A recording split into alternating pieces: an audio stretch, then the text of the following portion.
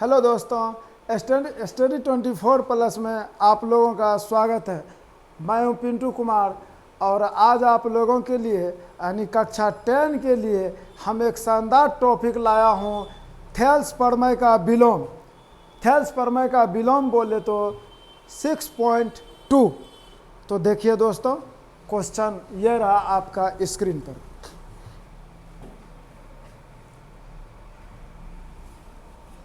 तो दोस्तों, इससे पहले मैं एक वीडियो डाल चुका हूं, वो था थेल्स प्रमेय 6.1 और ये है 6.2।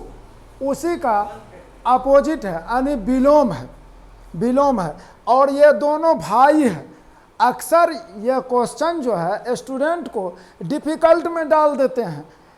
क्यों कठिनाई में डालते हैं कि ये दोनों क्वेश्चन भाई हैं, ये दोनों एक दूसरे से मिलते हैं और मिलने के कारण स्टूडेंट को कठिनाई यह होती है कि लगेगा एक ही जैसा। अब 6.1 है या 6.2 है, थेल्स प्रमेय है या विलोम है, लेकिन स्टूडेंट आपको घबराने की बात नहीं है। इसका मेरे पास में सॉल्यूशन है और एक साधारण सा ट्रिक है। इसमें देखिए लिखा हुआ है तीसरी भुजा, और उसमें थेल्स प्रमेय में आपको तीसरी भुजा किसी भी जगह पर लिखा हुआ नहीं है, तो इसी से आप पकड़ लीजिएगा यह विलोम है, अपोजिट है। अब आइए दोस्तों, हम सॉल्यूशन पर आते हैं।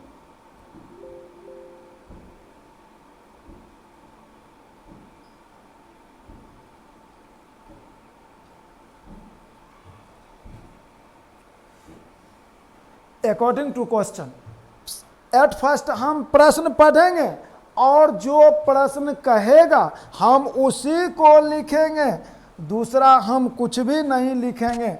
तो देखिए, क्वेश्चन को हम पढ़ रहे हैं और क्वेश्चन जो जो कहेगा उसी को लिखना है। यदि एक रेखा किसी त्रिभुज की दो भुजाओं को एक ही अनुपात में विभाजित करे तो वह तीसरी भुजा के समानांतर होती है। कितना अच्छा बात है। पहले नंबर यह जो प्रश्न कह रहा है और पहले वाले प्रश्न क्या कह रहा था, पहले मैं उसको समझा देना चाहता हूं, क्योंकि अकॉर्डिंग टू उसी का यह विलोम है। तो कैसे समझना है, उस क्वेश्चन में कहता था कि समानांतर रेखाएं दिया हुआ था, B6 समानांतर D था 6.1 में, और हम साबित करते थे क्या उसका भुजाएं समानुपाती होता है।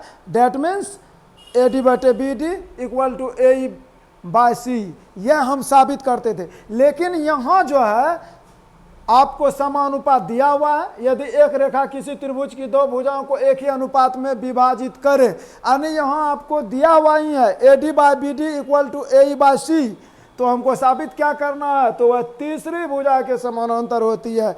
कहने का तात्पर्य है BCD के अलावा एक तीसरी रेखाएं भी ड्रा होंगे जो इसका समानांतर होंगे या नहीं होंगे, वो आप फिगर में देखेंगे।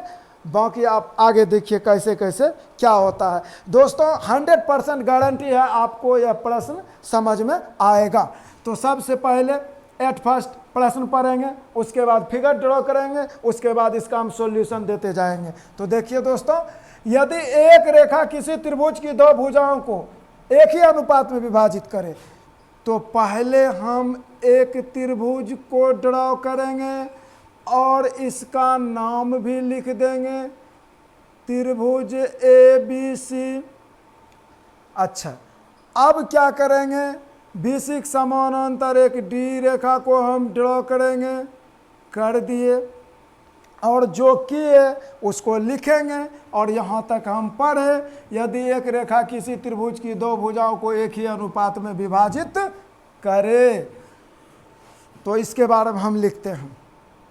क्या लिखते हैं, कल्पना किया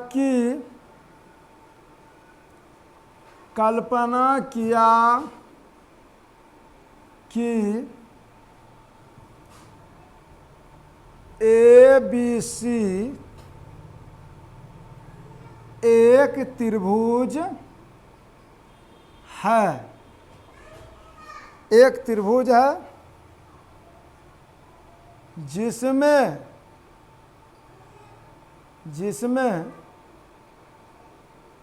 भुजा BC के समानांतर, भुजा BC के समानांतर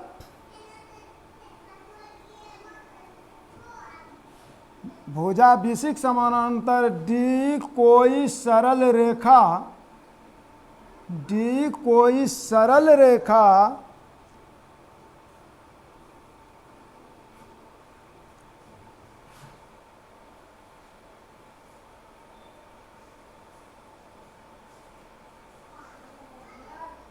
सॉरी, हम इसको एक बार लिखते हैं। कल्पना किया कि ABC एक त्रिभुज है, कल्पना किया कि ABC एक त्रिभुज है जिसमें हम इसको आसान से बता सकते हैं, जो आप आसानी से समझ भी सकिएगा, जिसमें D रेखा, D रेखा समानांतर नहीं लिखना है, सिर्फ लिखना है D रेखा इस प्रकार खींचा गया है कि, इस प्रकार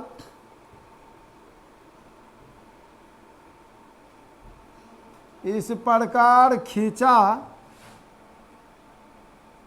गया है कि, इस प्रकार खींचा गया है कि, इस तरह से खींचा गया है AD by BD, AD by BD equal to AE by C। यह तो हमको दिया हुआ है। अब देखिए आगे प्रश्न क्या कर रहा है दोस्तों, अकॉर्डिंग टू क्वेश्चन हमको चलना है। जो प्रश्न कहेगा हमको प्रश्न के अनुसार चलना है, प्रश्न जो कहेगा वही लिखना है, तो वह तीसरी भुजा के समानांतर होती है। अब देखिए यहां हमको साबित करना है टू प्रूव दैट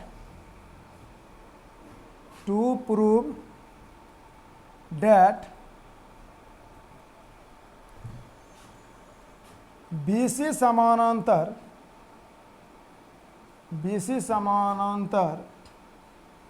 D, यह हमको साबित करना है। और पिछले क्वेश्चन में 6.1 में आप देखे होंगे कि हमको यह समानांतर था, BC समानांतर D था, हमको AD बाय BD और AE बाय C यानी भुजा समानुपाती को साबित करना था। इस बार भुजा समानुपाती है, समानांतर को साबित करना है। उसके बाद देखिए यहाँ तक दोस्तों आप समझ गए होंगे। आप इसे कॉपी पे नोट कर लें, आप कॉपी और पेन लेके बैठे और जितने भी हम बता रहे हैं लाइन बाय लाइन इसको आप अपने कॉपी में नोट करते जाएं। यह आपके बहुत काम का चीज़ है। और इससे स्टूडेंट इतना घबरा जाते हैं प्रमेय को देख करके, उसके मन में घबराहट हो जाता है, पता नहीं सीखेंगे कि नहीं सीखेंगे। लेकिन ऐसा मेरे पास में स्कीम है कि हम बच्चे को सिखा ही देते हैं। 100% इसका गारंटी है, किसी भी चीज़ का 100% गारंटी होते हैं। तो हमने भी आपको इस क्वेश्चन का 100% गारंटी दे दिए। आपको बैक टू बैक 4 प्रमेय मिलेगा जो आपको आगामी एग्जाम में 100% आने वाले हैं। यही चारों प्रमेय में से वैसा प्रमेय को हमने चूज किए हैं जो आपके एग्जाम में 100% आने ही वाले हैं। तो देखिए दोस्तों, अब हम इसको इरेज करते हैं, उसके बाद आगे लिखेंगे।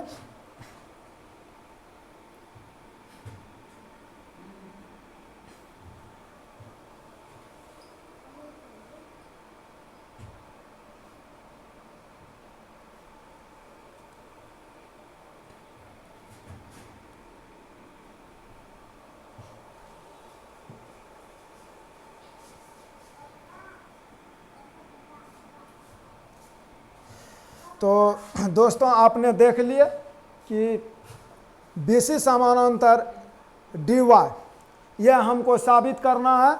अब देखिए हम क्या लिखते हैं परमाणु में हम लिखते हैं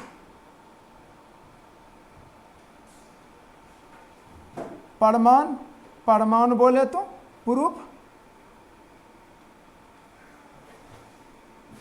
अब देखिए इसमें क्या लिखते हैं, मान लिया कि, मानने का बात है तो हम वैसा मानते हैं जो है लेकिन उसको कहते हैं नहीं है। हम बोलेंगे ट्रायंगल है तो उसी को बोलेंगे कि मान लिया कि यह ट्रायंगल नहीं है, यह रेक्टेंगल है। तो उसी प्रकार से मान लिया कि BC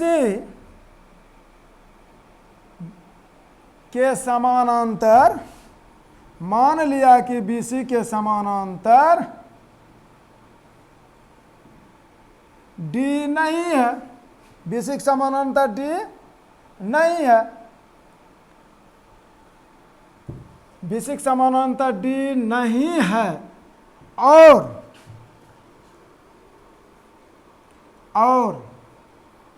BC के समानांतर, BC के समानांतर एक, BC के समानांतर एक अन्य रेखा DY खींचा। BC के समानांतर D नहीं है, BC के समानांतर एक अन्य रेखा DY खींचा। तो अब हम DY को ड्रॉ करेंगे, ये लाइन को ड्रॉ कर दिए, ड्रॉ बोले तो यानी कि लाइन हम खींच दिए। अब देखिए दोस्तों, ये जो हम लिखे, मान लिया कि BC के समानांतर D नहीं है और BC के समानांतर एक अन्य रेखा DY खींचा, उसको हमने खींच दिया। उसके बाद दोस्तों क्या करते हैं, तो सर्वप्रथम आप पहले इसको कॉपी पर नोट कर लें, हम इसको इरेज करने वाले हैं, आगे लिखेंगे। तो देखिए दोस्तों आगे क्या लिख रहे हैं, बिल्कुल आसान है, आप बने रहिए।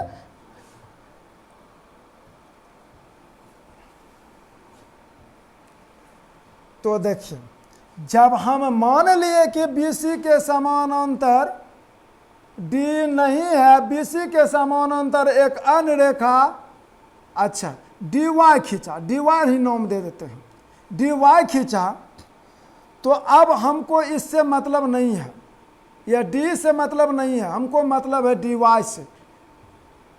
तो अब हम लिखेंगे, इस कॉर्नर पर तो मिल रहा है DY, D बिंदु पर, लेकिन यहाँ नहीं मिल रहा है, तो हम क्या लिखेंगे, AD by BD equal to इस साइड से AY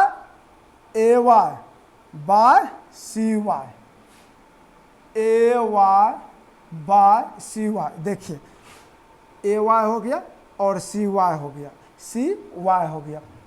उसके बाद इसको हम मान लेते हैं समीकरण फर्स्ट। लेकिन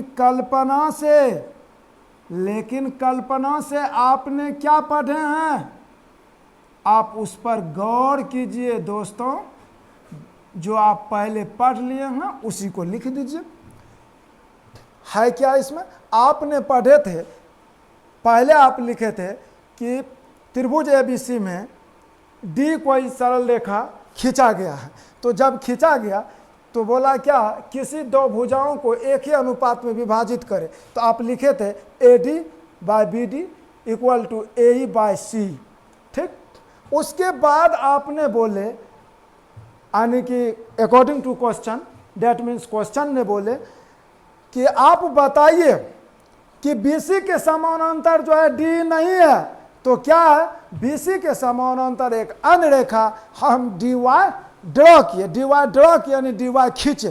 तो DY खींचे तो अब हमको D से मतलब नहीं रहा, इसलिए हमने लिखे न्यू त्रिभुज में कि AD by BD equal to AY by CY। देखिए यहाँ लिख दिया समीकरण फर्स्ट। लेकिन कल्पना से आप क्या पढ़े हैं दोस्तों, AD by BD equal to AE by C। समीकरण सेकेंड। दोस्तों इन्हें कॉपी में नोट करें, बहुत इंपॉर्टेंस क्वेश्चन है, VVI है।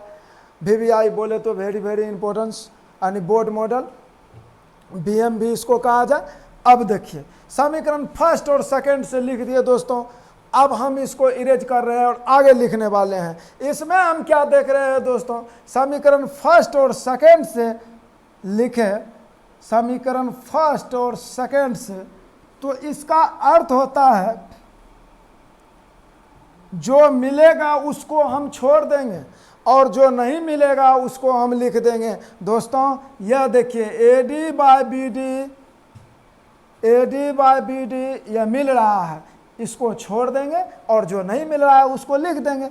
तो हमको क्या नहीं मिल रहा है, AY बाय CY।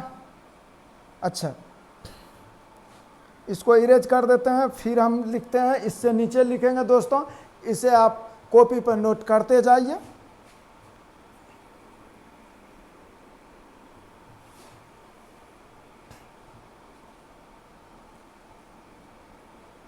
अब देखिए AD बटे BD ये तो मिल गया। अब जो नहीं मिला है उसको हम लिख रहे हैं समीकरण का उस भाग में। आप अपने कॉपी में देखिएगा, आपको लिखा हुआ ही होगा। तो क्या लिखेंगे, देखिए AY by CY equal to AE by C, यही आपको होगा समीकरण फर्स्ट और सेकंड में। देखिए ये दोनों जो हम देख रहे हैं, तो मैथ का प्रोसेस है कि जिस प्रकार से तराजू में दो पलड़े होते हैं, दोनों पर बराबर वजन रखने के बाद, वजन बोले तो आप दोनों पलड़े पर 5-5 kg रख दीजिए, तो वह किसी भी तरफ पलड़े का भार जो है नहीं झुकेगा, वह इक्वल रहेगा। उसी प्रकार से मैथ का नियम है, अगर आप वृद्धि करना चाहते हैं, इंक्रीज करना चाहते हैं या डिक्रीज करना चाहते हैं, तो इक्वल का दोनों साइड में आप कर सकते हैं। अब देखिए हम इसमें 1 का इंक्रीज करते हैं दोनों साइड में। अब देखिए क्या करते हैं, AY by CY plus 1 increase बोले तो यानी दोनों साइड हम 1 ऐड करते हैं। AE by C plus 1। अब देखिए दोस्तों कुछ नहीं, इसका हम एलसीएम ले लेंगे, ये हो गया CY, AY प्लस CY। देखिए नहीं कुछ तो 1 रख दीजिए नीचे में, 1 का अपॉन में हम 1 रख दिए, तो CY और 1 का एलसीएम CY होगा, सीधी सी बात। अब इसमें डिवाइड करेंगे, 1 होगा, 1 से मल्टीप्लाई करेंगे AY होगा, प्लस 1 से इसमें अगर हम डिवाइड देते हैं तो CY ही होगा, CY इंटू 1 CY होगा इक्वल टू, अब इससे हम नहीं कुछ तो 1 लिख दिए 1 के बाद में। अब देखिए दोस्तों C और C का एलसीएम C ही हो गया, C में C को डिवाइड किए 1 आया, 1 को AE से हम मल्टीप्लाई करेंगे तो AE ही होगा, प्लस 1 में C से डिवाइड करेंगे C इंटू 1C। देखिए दोस्तों अब आप क्या देख रहे हैं, यह सारा चीज बन के रेडी हो रहा है। करीब करीब हम आंसर के तरफ बढ़ गए हैं। AY प्लस CY, देखिए दोस्तों AY प्लस CY यानी AC हो गया। देखिए AY और CY यह दोनों मिलके बना है AC, हम इसके बदला में लिख देंगे AY प्लस CY के बदला में AC by CY equal to, अच्छा यहाँ हम लिखे हैं A प्लस C, तो देखिए दोस्तों A प्लस C AC, इसके बदला में हम लिख दिए AC बाय C। दोस्तों AC और AC तो मिल रहा है, लेकिन CY और C नहीं मिल रहा है, तो अब इसके लिए हम एक बेसिक फार्मूला लिखेंगे और उस फार्मूला के तहत आप समझ जाइएगा, तत्पश्चात आपको इसका उत्तर मिल जाएगा और फिर हम नीचे में लिख देंगे प्रूव्ड, और आपका यह क्वेश्चन का सॉल्यूशन हो जाएगा। तो दोस्तों पहले इसको आप कॉपी पर नोट कर लीजिए, हम इसको इरेज करने जा रहे हैं।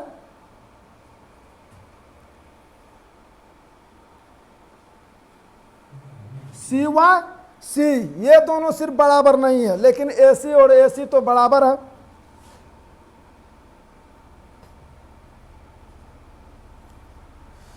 तो देखिए दोस्तों CY बराबर नहीं है, इसको काट देंगे, CY do not equal to C।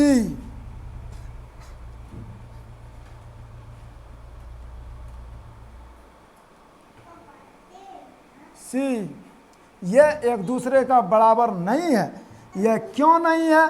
तो उसके लिए हम फार्मूला लिखते हैं, यह असंभव है। दोस्तों ध्यान से देखें, यह असंभव है, यह असंभव है।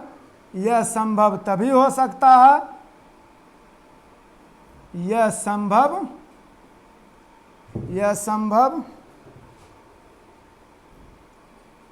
तभी हो सकता है, तभी हो सकता है जब बिंदु y बिंदु D पर आ जाए, जब बिंदु y बिंदु